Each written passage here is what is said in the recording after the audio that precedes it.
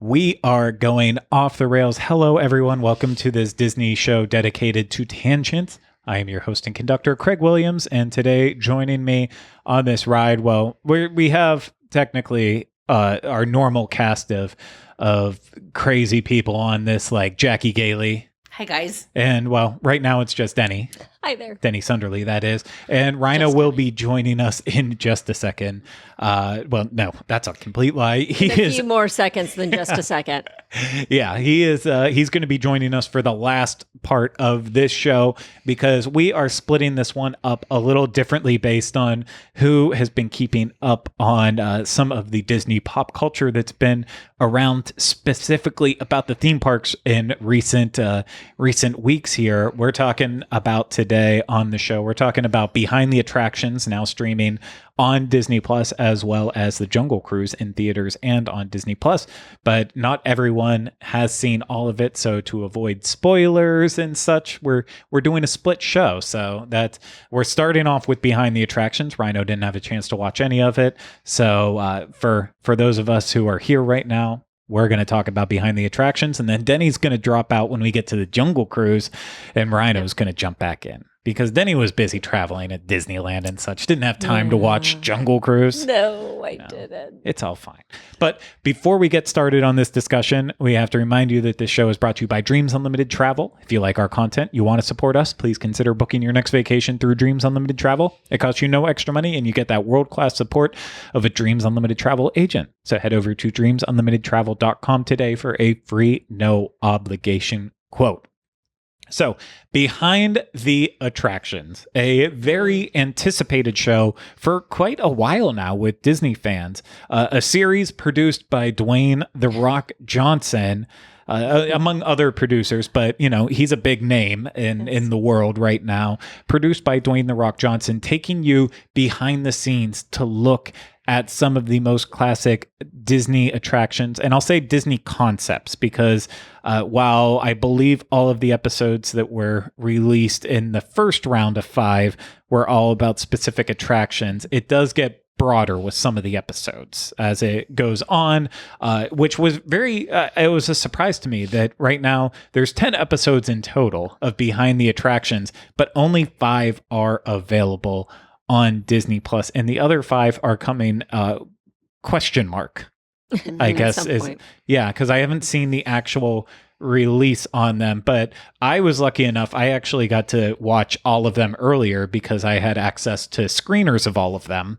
and so I have seen them all, and I was not allowed to speak about them for the entire embargo period, so I've had a lot of thoughts brewing up in my mind about this show, and I do have thoughts about it. But before we get to my thoughts, I just want to get your general impressions for what you think about Behind the Attractions. It's not the first park-centric show that has been on Disney Plus. Obviously, the Imagineering story was set the benchmark for Disney parks style historical shows when that launched on Disney Plus. But what do you think about this one? For one, I loved it. I want to know all the things about the Disney attractions. So anything that gives me kind of a behind the scenes historical view of things, I adore. What I think I enjoyed the most about it is that it is not, it doesn't take itself too seriously at all. The narrator comes in. It's a very fast paced show. It pokes fun at Disney and at itself when it needs to, and then treats other moments very tenderly, sentimental moments.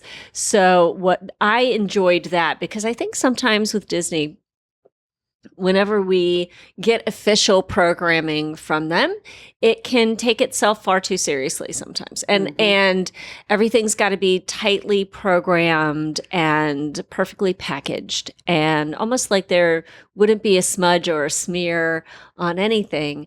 And this show actually jokes about the smudges and the smears and kind of goes, yep, that happened. Okay. And off we go. Like, yeah, there were 2 art directors on Haunted Mansion. Tee-hee! And hilarity ensued. And off we go. Like, they take the bumps and the bruises and acknowledge them rather than ignore them or brush them under the rug. And they see them for what they are. Like they're part of this big, beautiful picture of how we got this attraction. And yes, not everything went perfectly, because what does? So that to me was very refreshing as I was watching the series. Yeah. I always love to get a little sneak peek of how the people make the magic happen.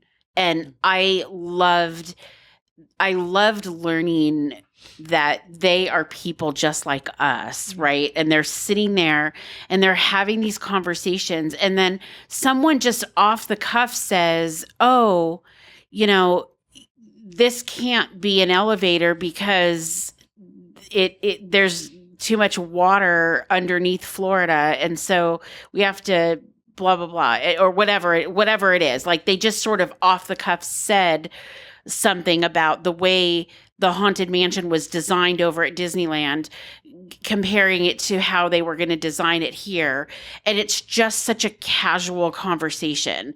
And like you said, Disney has always presented these things very carefully packaged and polished, and presented them to us only showing what they want us to know. And this particular series feels like it's more real than anything that Disney has ever shared with us before. And I think that's part of the reason why I was able to sit and binge all 5 episodes, because I was really digging it. Even on attractions that I don't particularly care for or can't ride, like the Star Wars attraction, the flight simulator. I cannot. But I loved it. Good. Yeah. I do not. You did not, Craig? First off, okay, so the episodes that were released in the first round, we have Jungle Cruise, Haunted Mansion, Star Tours, Twilight Zone, Tower of Terror, and Space Mountain. And all great attractions that you do want to know behind the scenes on. And I know I am blessed to be on a show with Michael Bowling that goes into the history of a lot of attractions and Disney history, but I found, probably because I have been doing that show with him so long and I am actively interested in history, I found a lot of the information to be pretty tedious. And but that's not necessarily the killing point of it for me, because you know what, at the end of the day, I'm also getting a chance in some of these shows to see really high definition footage of these attractions and at their older state that we don't have access to. So I love that, because I don't, sometimes just seeing the visuals being updated to our time period and not watching like grainy old videos on YouTube. It's, that gets old and boring. So to be able to see it brought to life in a new way through a show like this on Disney Plus, I'm okay with that. I love it for the visuals. I thought the entire style of the documentary series, I hate these. I know they do it with the one Netflix show, like the movies you loved and stuff like that, where it gives it a little bit more room to be goofy with the subjects. And the reason I dislike it so much is because these are like Imagineers and important people who put their time and dedication into it. And sometimes they'll latch onto like a specific moment where they say something that like, and we didn't know what to do. And instead of just like playing it for what it is, they'll be like, and then the next step with Tower of Terror, first they had to figure out what they wanted the attraction to be, and we didn't know what to do. And then once they got the concept from Tower of Terror, they had to decide what episode they wanted to use as inspiration, and we didn't know what to do. And they'll just like cut back to that one line over and over again, because it like kind of matches the context, but it's trying to be funny in a way too. And it's like, I don't like it. I think it kind of, in my opinion, watching it made it made some of the Imagineers at some point, it made them seem like they have no idea what they're doing. And they just kind of, every decision they make as Imagineers, they fall in and they just get lucky with them. And that's not the case. So I know I am way over analyzing a show, but I, these are artists in the form that they work on, which happens to be theme parks. And, I feel like it's deserving to put them on a pedestal, something that I feel like the Imagineering story did very well, unlike Behind the Attractions. But it also, there are good stories along the way, like in the Haunted Mansion episode, really, really going into the difference between Mark Davis and Claude Coates with their two approaches with it. Like that is something that you will see on many YouTube videos about the Haunted Mansion. You'll hear it on Connecting with Walt, but for a lot of people, it's probably your first time seeing it on display in a actual wide release documentary. So, I know for not everyone goes and listens to all the history podcasts and reads the history books. So this is a new way to get introduced to it. But that being said, that was my other problem with a lot of these episodes. The Star Tours episode, there is so much there that could have been a solid episode. But then the last entire half of the entire episode is dedicated to Star Wars Galaxy's Edge, which has nothing to do with Star Tours. It's not, if they wanted to say it was behind the attractions of Star Wars Galaxy's Edge and say, well, it didn't actually start with Galaxy's Edge. It started way back with Star Tours, go through the history of Star Tours and then go to that, I'd be okay with it. But instead I'm sitting down because I want to dig into Star Tours and find out where it all began and how it was made and go really deep into it. And they do a decent job of that. But then they just turn and it's all a commercial for Galaxy's Edge. And each episode had that little hook. The Space Mountain episode has the hook of, okay, well, guess what though? Tron, Light Cycle Run, came to Shanghai and now it's coming to Magic Kingdom for the Jungle Cruise. You have the Jungle Cruise in the parks, but now you can watch it on the big screen with Dwayne "The Rock" Johnson. And bless them for being the marketers that they are. But it always put that, I knew that twist was coming in every single episode. I'm like, I gotta wait for it. I need to know what the twist is. And every time it came, I audibly groaned like, oh gosh, why are they connecting Tron to Space Mountain? There is not a connection there besides they're both indoor roller coasters. You didn't put Rock and Roller Coaster in that. That was an indoor coaster. What are you doing?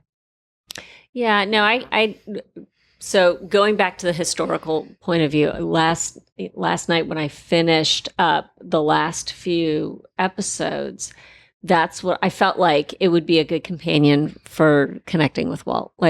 Because we've learned all of those things over the years with both you and Michael, Craig. So that I felt that would be, maybe a good, foundational piece. But yes, I remember as I sat there for the Star Tours, because I'm super interested in Star Tours. So I wish, if you only had 35 minutes of Star Tours stuff, cut it. Just let that be enough. That it's a streaming show. You don't have to fit the 52-minute format. You can cut it short.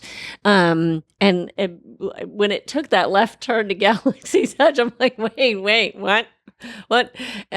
So I will definitely give you that. And I do understand that there needs to be a tone of reverence when speaking about the Imagineers. I do get that maybe a little bit too much, there was too much light there that got, they made it a little bit too much of a jovial thing where they would cut back to an original little clip.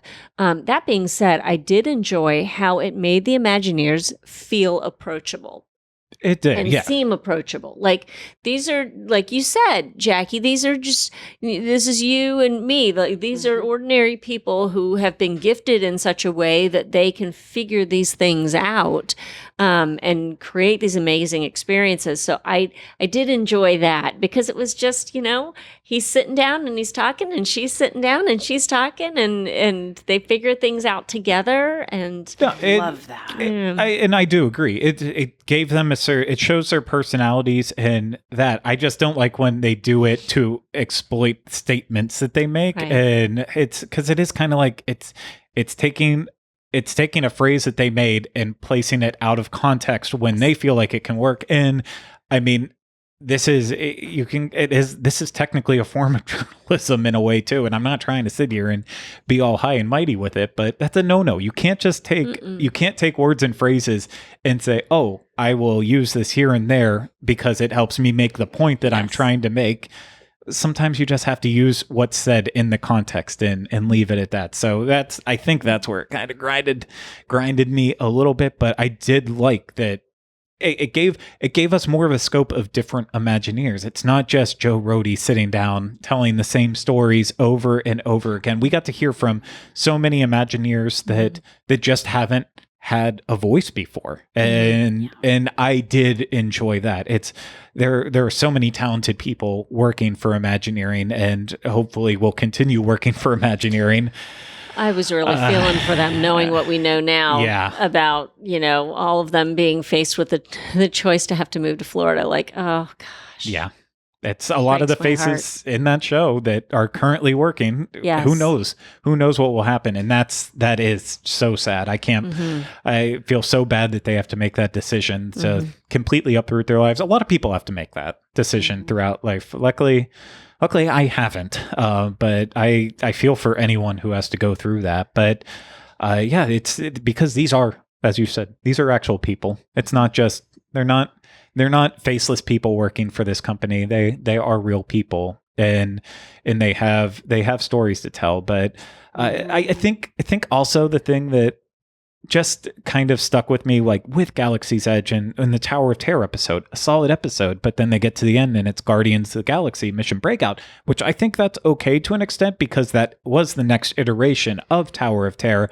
But then my one part that I'm with it is like with Tron Light Cycle Run and with Galaxy's Edge and with Guardians of the Galaxy, we are living in the age where all of these attractions have been well documented as they've been revealed. There's been tons of specials that have been done with these projects. Like with Galaxy's Edge, there was an hour-long special that they ran before Galaxy's Edge opened. That's going to be better than little 20 minutes that you can put inside behind the attractions. And just these newer projects, they're not as big of a mystery because all these attractions have been so well documented that I'm not sure that it was always necessary with that. But like with Guardians, I was okay with that one because it really did. It's the next story in Tower of Terror.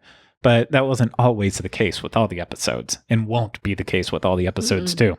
I wanted to know more about how they filmed the Guardians Mission Breakout footage. Like, I loved that portion because I love that ride and Guardians of the Galaxy. So I feel like, tell me more about how you flew to Atlanta and got them all to do all the footage, and then, just it's fun to see. It's fun to learn that kind of stuff, I think. And it's fun to see the people who make it happen. And I loved seeing Joe Rohde, and I loved seeing how he brought things to lands other than Pandora and Animal Kingdom. Yes. I loved learning that he had, that he was brought in to cover other things. I had no idea. And I can't remember specifically what it was right now. I don't know why, but I remember being really surprised that he had anything to do with whatever. Mission Breakout. He got called in for Mission Breakout, which was debuting on the same day as Pandora was. That's right. And I knew, obviously, knew he was so involved with Pandora. Had no idea about Mission Breakout. So that was fun. Yeah. But again, he came up on the screen and I went, oh. Yeah. Because at the time, he was an Imagineer when he filmed that, and now is no longer with the company. So that was another. Yeah.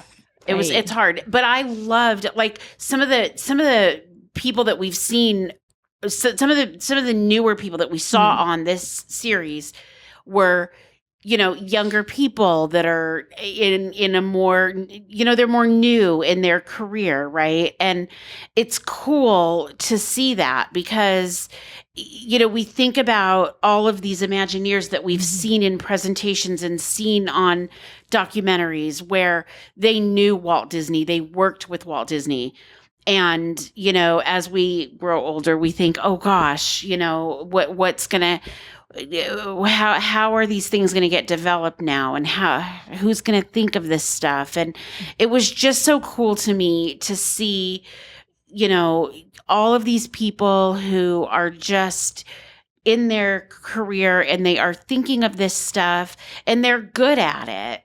And that's the part that really strikes me, because when you're good at something, it doesn't feel like work, right? Mm-hmm. They just think of this stuff. It's not like this whole, production of everything. It's they just think of these things and they think, well, so what if the Haunted Mansion had some parts that were funny and some parts that were scary? Why not? Like, we could do that. And then here we are as guests and we love it. And there are parts that make you laugh, like the end where, one of the 999 happy haunts is sitting on your shoulder. Like, it's fun. And it's fun to see the process that was in their head thinking about it. And then here we are writing the attraction. And I just think it's so cool because I like to be able to relate to things. And I could really relate to that. So, and I also liked how approachable they made Walt. Yes. I mean, that Jungle Cruise episode, fantastic. Yeah. Like, give me just the way that the narrator spoke so warmly about Walt and him, just his inclusion with his, choosing the team members. And it was, I loved, because it felt like he was there again. Yeah. I mean, he was there, but it was just, the way that he was brought into that episode, just it was warm, fuzzy time. Make no mistake, this is still produced by the Walt Disney Company. Yes. So it is still, you are still seeing it all through rose-colored glasses. True. They're not going into the dirt that they could in anything, but a lot of the topics don't necessarily deserve that either. They don't warrant it, so it's not a big of deal. But this is very much in the vein of at the time that they made this was clearly supposed to debut somewhere around last summer when Jungle Cruise was originally supposed to come out. And it's been sitting for a while because it just, you can tell from the vibe of it, like with, how included that Joe Rohde was able to give some time for Mission Breakout and stuff. I don't know if the same thing would happen today. I think at this point, a lot of Imagineers who are no longer with the company wouldn't necessarily say bad things. They would choose to say nothing at all. And so it is interesting how it is definitely a product of its time, because even with the Jungle Cruise episode, they don't mention any of the inclusive changes that were coming to the Jungle Cruise. There's one mention about Mark Davis and some of the things. I'm sorry, I cut you off. No. There was one mention about Mark Davis and how, but literally it is half of a sentence. Yeah. Is what it is. No. Whereas that some of the jokes that are now culturally insensitive. Yeah. And it's something we've known for a long time, but if it was made today versus before, it would be, the last half would not just be dedicated to the Jungle Cruise. It would also be dedicated to, let's see how many chimpanzees we can throw on boats and such. So cute. No, I completely agree with it. I love every change that they've made. I think it's a ton of fun, but it's very bizarre considering we are living right in the middle of that there is an episode talking about behind the attractions with Jungle Cruise, and it's just not even part of it. So I wish we would have got this when it was originally supposed to debut. I might have had a better opinion with it all, but I don't know. It just didn't hit me in the right way. But I do, some of the next episodes to come. I thought they released some of the weaker ones in the first round, and I think some of the best ones are to come. And Zach Ridley makes an appearance. So he is real. He's a real person. Ziggity. Yeah. Wow. I didn't believe it, but he is He a real is. person. He is a And real He person. is in this show. He's not So AI. it's coming. No, he's a real person. Wow. Unless unless they figured out how to do like projection technology and he's on like Tupac. Yeah. Well, Yeah. I in my head I was thinking with Imagineering, it was more like the Anna and Frozen Ever Right. After with that ride. They just project Zach Ridley onto one of those. But no, he's very real. He is very real, and it's coming up in a future episode. So anything, and I found it after the fact. I thought they didn't release a release date for it, but somewhere I read that it was August 25th that we might get the next round. So Okay. to wait and see. But any last things to say about it? I mean, clearly y'all recommend watching it, and I would even say watch it too, but don't expect the Imagineering story out of it. No, that's good. It is not. It's not done through a documentarian lens necessarily. So yeah, it's not going to take. It's not going to take as close and as serious an eye on things. But yeah, if you're looking for a great foot in the door, even deeper than foot in the door, just a different take on things, because I think that there are nuggets that are included in each of the 5 episodes that have already been released that are valuable, that are worth stopping and watching, even if it's not your, 100% your bag. There are still neat things that you learn and go, okay, so that's how that came to be, or that's the process, or here's behind the scenes. So, yeah, I think there's value in it. It's pretty cool. Mm-hmm. We are now going to transition our conversation into Jungle Cruise, and normally Rhino would probably release an awesome audio exclusive podcast about his thoughts on Disney movies to Patreon, but I don't think he's done that in this case. I have not yet. No. So. I guess good thing, because it would be null and void now. No, we still, who knows, we still might do it, but I feel like this one needs to be kind of mentioned on a show too, because it has been a long time that we've had a movie that actually does tie directly into the theme parks. Yeah. So I think the last one really was Tomorrowland way back when. That's kind of the last Disney parks style related movie. So it's not often that we get to talk about movies that actually do have a key relevance in what's happening at Disney parks. And since we covered Disney parks, I feel like it has to also blend into it too. Denny obviously did not see Jungle Cruise yet, as I already mentioned, and that's why we have Rhino popping in. So for everyone who missed him during the first part of the conversation, I'm here now. he is. Okay, I'm just going to throw out the question here. What do we think of Jungle Cruise? I really enjoyed it. I thought it was. I mean, it is definitely ridiculous. But I thought it was just the right amount of I thought the chemistry between all the actors was so good, and the adventure itself was a lot of fun, that it kind of excused sort of the over the top moments where you're just like, this is so absurd. For example, the skipper, Frank's boat is about to go over a waterfall backwards, and luckily this really crappy boat, when he hits the engine and is able to power forward to the side of the waterfall to get off of the so it doesn't go over the waterfall, and I'm like, okay. I understand that it's suspension of disbelief and physics and whatever, and we've let it go, but I was like, this is ridiculous. That part, and there was another part where I was like, okay, sure. But overall, I was just like, you know what? It was so fun. I let some of that stuff go. Yeah.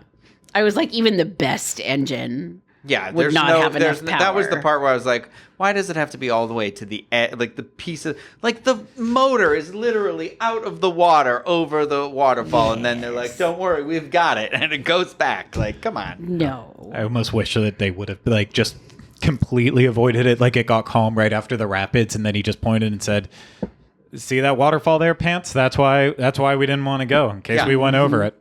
And it would have been this weird, not really funny joke, but just this random point out. I'm like, huh, yeah, that would have been bad if they would have went over it. Didn't need the whole thing, but I don't want to say the thing that I did have a little bit of. I did think there was a questionable moment in the movie that I can't talk about because it is a spoiler to the plot. Which part? What? Which part? well, if I say about Okay, save it. about a character's backstory. Save it, and at the last 2 minutes of this, we'll say, you know what? If you kept watching, okay. we will announce spoilers for the last Okay. 2 minutes of it. I will say though, I liked everybody. It very much gave me the vibe of the Brendan Fraser Mummy movie. I would say Mummy Returns more than the Mummy, because I felt like the Mummy was a little more straightforward, and then it got a little more over the top in the second one. So I think it was very much in line with that, kind of along the lines of the first Pirates movie maybe. Although I think it was even more over the top than that first Pirates movie. But I honestly I enjoyed it. I enjoyed it the whole time, where I was like, oh, I'm definitely going to watch this movie again at some point. Yeah. Emily Blunt and The Rock, they were just so good. I thought the brother was really good too. Me too. And I liked how it worked in elements of the ride. I didn't really expect them to do it at all. I thought it was just going to be the beginning when Frank's just doing The tour. which I thought was great how they worked that in. And I loved that he was doing the spiel from the attraction. I thought that was so fun. And so I thought it was just going to stop there. I didn't think there was going to be more later on. So I thought that was a lot of fun. I loved it too. I loved that. That was the first movie that we've been to in probably 2.5, 3 years even, because we just don't go to the movies often. And oh my gosh, we were so excited to see that. And I loved all the nods to the attraction. It was so cool. I loved how he was making ridiculous dad jokes throughout the whole film. I just was dying. I love that they were consistent with that. Yes. Oh my gosh. I thought Jesse Plemons as the bad guy was really good too. Yeah. It was hilarious, but also He's put on a lot of weight. No, he's always had a rounder I just watched appearance Game with Night it. the other night, and I'm telling you. Maybe a little bit, but I don't. I also was I get it. This is 19 early, 19, I think 1916, 1917, 18, somewhere right around World War I that this is taking place, and he's clearly an over the top caricature of a German villain, but so it was pretty. It was goofy. It was very Hogan's Heroes type of a character, I think. Yeah, it was a little over the top, but I mean, it was the whole movie was basically over the top, and I think that's why I know I messaged you about it. I didn't know how to feel about it right away, because the majority of the movie is a complete replot of Pirates of the Caribbean. It's basically cursed pirates trying to break a curse. Yeah. But people also, there's also a treasure seeking aspect of it as well. Potential? It basically could be a crossover. It gave me National Treasure vibes too. Pirates doesn't take place that much before this movie, I don't think, because Pirates, I think, is around the turn of the century, isn't it? Isn't it I would late not 1800s? I feel like it's probably a lot earlier than that, but at a very base point of it, I mean, Pirates of the Caribbean has cursed pirates who are undead, and this also does, but it's and that's not a spoiler or anything. It's in 150 years 150, sorry, just a little bit before, but it's in the they show the undead in the trailers and stuff, so it's just it was a little too close. But then it had that Mummy vibes with the trio, the ragtag team really coming together. So it's you know what, it was a feel good movie at the end of the day, and it was, you turned off your brain for a little while. Really the only thing that I start to get confused on is they really leaned into Trader Sam in it and such, and it just seemed I don't know. Well, that's not the part I have the problem with, but I do think that with the conversations about representation and everything like that we've been trying to actively have for so long, that there seemed to be a part where they're I don't want to get to it yet. We'll save it for the end. But I think this was made before the Walt Disney Company really decided that was the path that they were going to go down. And, they spent, I think they said somewhere around $200 million for this. So the break even is somewhere around $500 million. So you can't just, something that you need to make $500 million on to break even with, you can't just say, okay, we're not gonna release this at all because it kind of is a little dicey compared to some of the things we're feeling now. But it's decisions were made. But do you want to get into spoilers now? Is there any final things to say without spoilers? I just wanted to say that I just thought it was such an entertaining movie. Yeah. It was just really good. And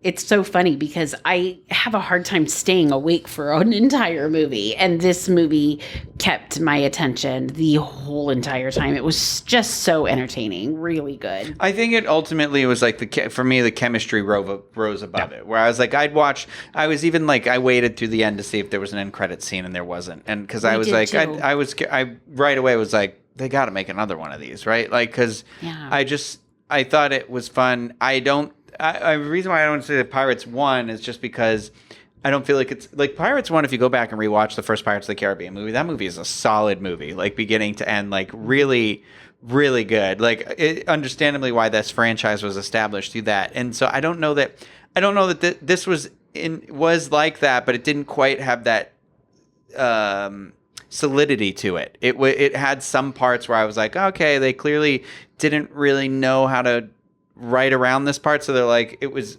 every now and then there'd be this part that was like just on stilts, and you're like, we just glaze past it, like, we just move on, we just go on.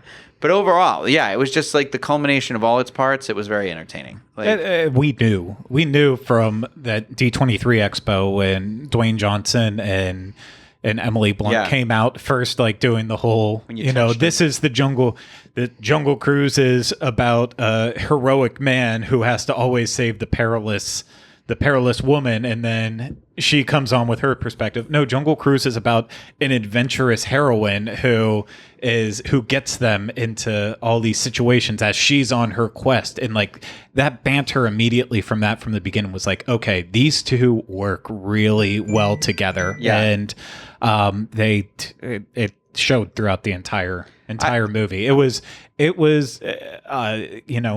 in terms of Disney movies based off of Disney rides, to me, this is just like, it's one step below Pirates of the Caribbean, the original one, so, but below Haunted Mansion and Country Bears out of the water, as if that's part of the conversation. Yeah, they're even in the same.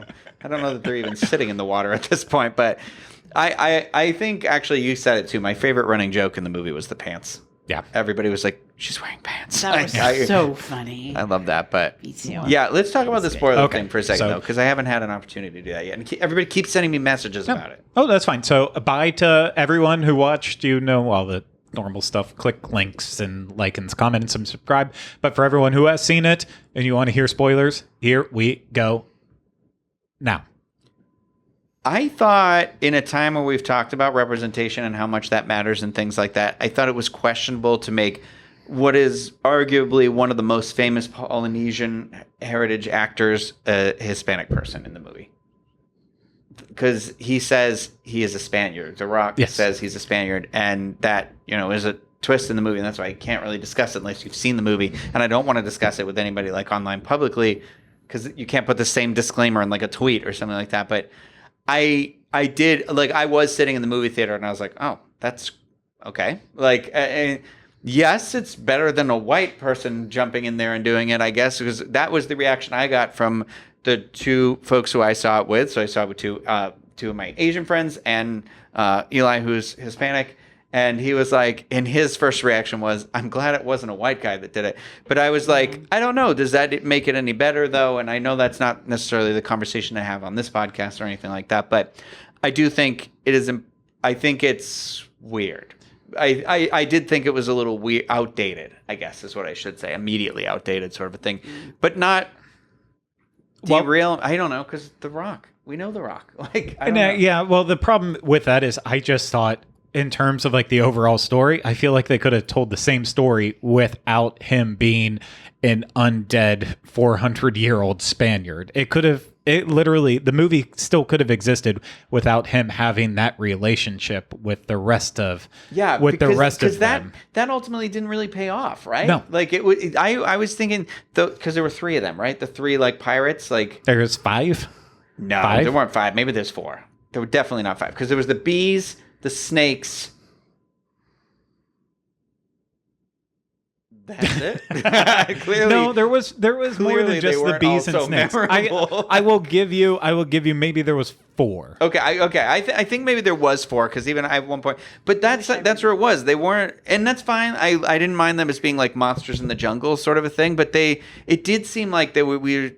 There's one part of the movie where you learn about all the backstory, and it's very exposition heavy. And I was like, whoop! I was like, they're almost like shooting themselves in the foot right here. But I agree. Like it really only set up the arc where The Rock was tired, like couldn't get out of his life, and he was bored of it. But I was like, but they could have done that. That could have just easily been the same thing, where just he couldn't afford it, and so he was just saving and scraping and whatever. So it kind of changed the character just a little bit there, where you're like, ah. And that's right. Also, he could have just been adopted, because he was like saying they were like brothers or something. I'm like, we know you're not. We know you're not. I think any other actor in the role would have just been like, I don't know, But with The Rock, you're like, he's so famous. You know what I mean? Like, so. Right. I don't know. But they didn't need it. The plot, they didn't need any of the undead Spaniards in it. The movie still could have existed that Emily Blunt is still looking for this legendary thing. I know the legend was based around story, like 2/3 of the way through the movie, right? Yeah. It also would have been about, if they probably would have tweaked that down and had to add in some other parts to fill up with it, it probably would have been a really solid hour and 45-minute movie, 40-minute movie that's like, okay, that was paced well, but then it just added that weirdness where I couldn't subtract it from Pirates of the Caribbean. It's like, you didn't even get rid of the element in Pirates of the Caribbean where they have to be on water. Like, that's the same thing with, it's like, no, they don't have to be on water. They just have to be close enough to the river. Yeah, and that's how it changed works. it. It's different. They can move off of it for about 20 feet. Yeah. And then they weirdly just get pulled back. The other part, too, is it was basically like Frank had turned them into the monster. And you're like, are you a witch, Frank? Like, I don't, like... And he was like, it was really just the world he was like, it turned them into... That would have been a good... You know what? It would have been good if, like... They would have been a good sequel movie. Yeah. Yes. If that was introduced in the end, that Frank was whatever, and then Frank told the story, but we didn't see them in this movie... Right. But maybe they could have been they did something and that cave collapsed or whatever, and you saw them come alive, and that could have been like the segue into another movie. That would have been good. It felt like maybe they had started making the movie and they were like, oh my God, we don't have enough of that spectacle in here yet. What else can we do? And they're like, well, add some pirate stuff in there. I'm like, okay, sure.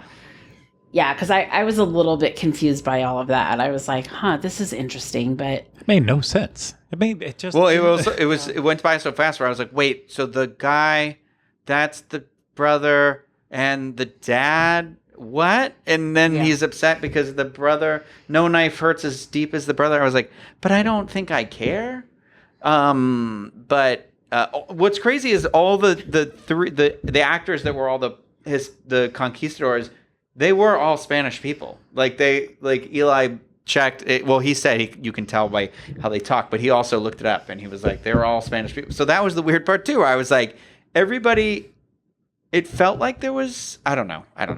I thought the Trader Sam part in the movie took me by surprise a little bit. Not just like that they were in there, but when they put the hat, and I was like, oh, that was a clever way to work that in there. But I also was like, but I don't know how this works, who they're representing or what they're supposed to be or whatever. So I don't know. That I'd have to read about. Like I said, I think that was just one of those things that it's when the movie was written and made. It was already that. You can't. I'm sure they could have went back and creatively edited it out or changed it up if they wanted to, but it was just they made the decisions and stuck with it. And you know what? It's moving forward now. They won't do things like that probably. Yeah. Again, but it was clever, and I was okay completely with the gender swap in terms of. Oh yeah, I love that Trader Sam, and I love that girl. I know you didn't watch the girl who played the woman who played Trader Sam was on the HBO reboot of Perry Mason, and she was fantastic in it. It was such a nice surprise to see her in this too, but. Yeah, I thought the brother was really good. Yeah. Jack Whitehall. Yeah. I didn't know who he was before this, but I was like, oh, he did really good. my one complaint where it almost got to the point where I was like, why did the gay character, if this is their first like big screen gay character, whatever, why does he have to be afraid of hard work, afraid of the stuff, why did it have to be stereotypically that like kind of effeminate gay character? But I let it go because I was like, well, she's also not the stereotypical woman at this time, right? So it's like their two roles were reversed. Yeah. And so I was okay with that because that's where I was like, all right, if she hadn't been there to be like their inverted opposites because they're brother and sister, that would have been fine. However, the other part of that too is that, again, him being being gay, like that can be removed. It was literally one sentence between him and The Rock. That could be removed when that movie plays in other countries. So you're not really, again, you're doing it. It's like, what's that called? It's like performative activism. It's not real. It's not real representation. It's just like, you're just doing it for clout. Tossed it in there. Yeah. And it's fine. But again, I'm like pulling it apart for that reason. But I'm so funny because I don't think about the same kinds of thing. Like I overthink an awful lot in my regular life. I just do because I'm ridiculous. But with movies and stuff like that, I didn't even look that deep into that part of it. Like, I don't know, like the whole thing with the tiger, I was like, this is really interesting. He's got a tiger. And it was a leopard. It was a leopard. Oh yeah, it was a leopard. Kitty. Yeah. We were calling it a big kitty. Yeah, yeah, it was a leopard. Yeah.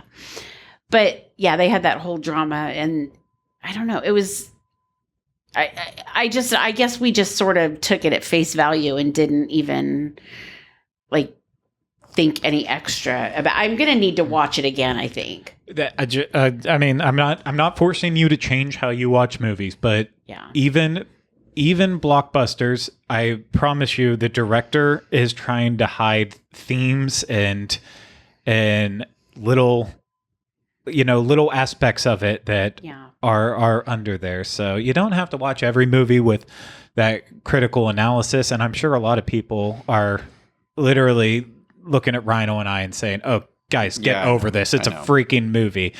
But that's also what happens when you go to school and you take classes that just teach you how to overanalyze every single movie that ever exists. But it's the same thing as reading. It's the same thing as reading any novel, any important novel. It's the Scarlet Letter is not just baseline about this story of Hester. There are always hidden subtext and themes that are throughout. The same thing, even with the worst movies, there is at least one little thing in there. Yeah. Maybe not Fast 9. I don't know if there's anything worth of brain value in that, but it's just from time to time, just watch it and be like, why did they make that decision? Yeah. And I need to watch it. I think I want to watch it again for sure. It's fun. It gives you repeat value when you start watching movies like that too. You can say, hey, well, why did they do that? What is it supposed to mean something? Yes. And sometimes you won't get to an answer, and that's okay too. Yeah. But it's like that's when I pick up a lot of extra stuff. If I missed whatever, and it's like you catch all the details that you missed the first time. It's fun. Exactly. That's our critical analysis films course with Rhino, Craig, and student Jackie. But we're going back on the rails on this one. This whole episode was very on the rails because we had specific things that we wanted to talk about. So sorry for a lack of tangents, but I think we still provided some quality entertainment for you nonetheless. And if you enjoyed it, hey, please consider hitting the thumbs up on this video. If you're watching it on YouTube, make sure to subscribe to the channel, leave comments, questions, and video suggestions in the comments section. If you're listening to this, please make sure you're subscribed wherever you listen to podcasts and you are leaving a 5-star rating and review if you enjoy listening to this and you're listening through Apple Podcasts. But that's it for this week. Thank you so much for having this conversation. We all hope you enjoyed it. We'll see you again next time we go off the rails. Take care. Bye-bye.